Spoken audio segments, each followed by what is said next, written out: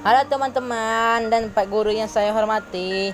Adapun judul konten video saat ini membahas tentang sejarah broadcasting.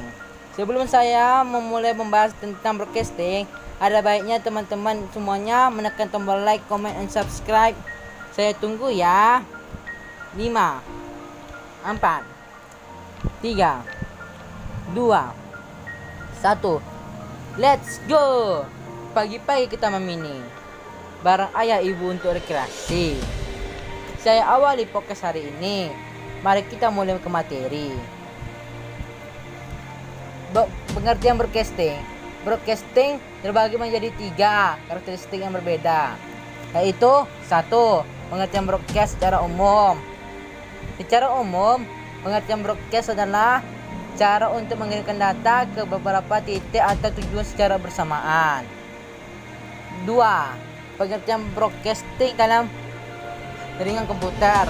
Dalam jaringan komputer, kita akan mendengar istilah IP broadcast, di mana umumnya IP broadcast pada komputer adalah IP address terakhir yang digunakan dalam jaringan tersebut, sehingga IP address tersebut tidak dapat digunakan pada komputer lain milik klien. 3. Pengertian broadcast menurut ilmu komunikasi. Dalam ilmu komunikasi, broadcast atau broadcasting merupakan cabang ilmu komunikasi yang terkait dengan penyiaran.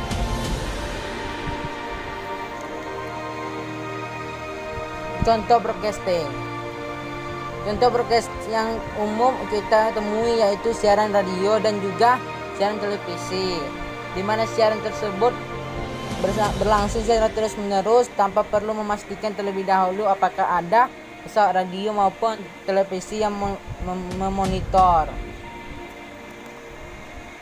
Jenis-jenis media broadcast. 1.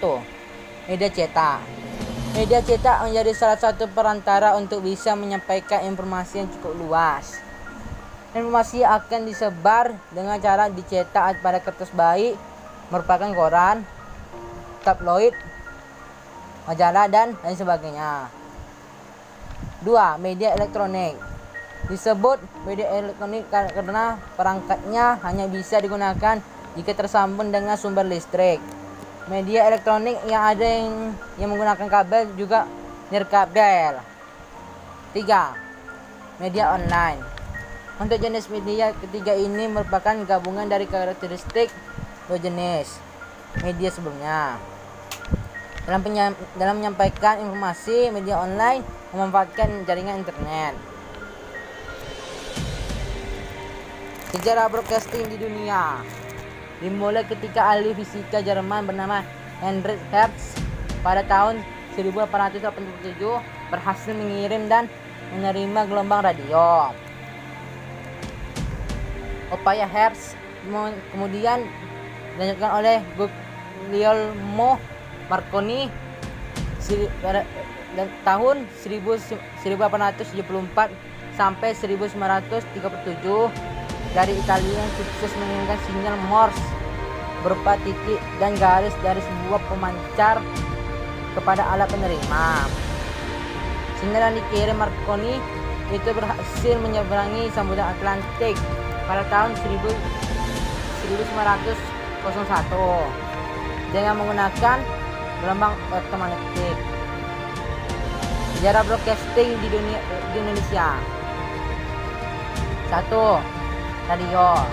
Radio pertama kali ada di Malabar, Jawa Tengah di tahun 1925. Nivera, Nungkurung, Netherlands, Indis, Vereniging Radio Amatur, terbentuk tahun 1930 sebagai organisasi radio amatir.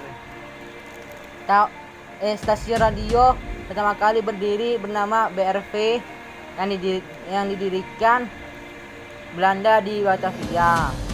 Pada tanggal 29 April 1942, Jepang mendirikan organisasi Asia Timur Raya disebut 3A, yaitu Nippon Pemimpin Asia, Nippon Pelindung Asia, dan Nippon Cahaya Asia Kamajaya 1979.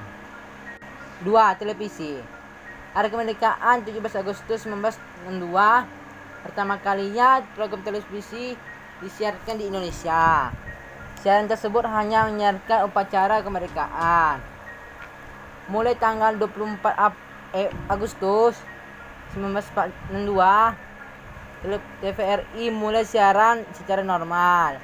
Liputan perdana TVRI adalah pembukaan Asia Games keempat. 3. Semenjak adanya perkembangan ilmu pengetahuan dan teknologi dan juga di masa pandemi COVID-19, maka dewasa ini broadcasting banyak dilakukan melalui channel YouTube dan juga media sosial lainnya. Bahkan pada saat ini digitalisasi penyiaran di Indonesia sedang berjalan dengan mengalihkan format media dari bentuk analog menjadi bentuk digital. Secara sederhana, digitalisasi penyiaran dapat diartikan sebagai proses alih teknologi menuju penggunaan modulasi digital dan sistem kompresi untuk menyiarkan sinyal gambar, suara, dan data ke pesawat televisi. Penyiaran televisi digital terestrial menggunakan frekuensi UHF seperti sistem analog, tetapi dengan format konten digital. Saya akhiri podcast hari ini dengan sebuah pantun.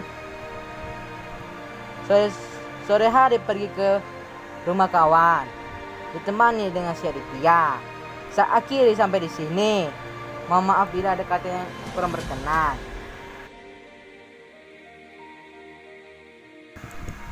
Akhir kata saya ucapkan sekian dan terima kasih.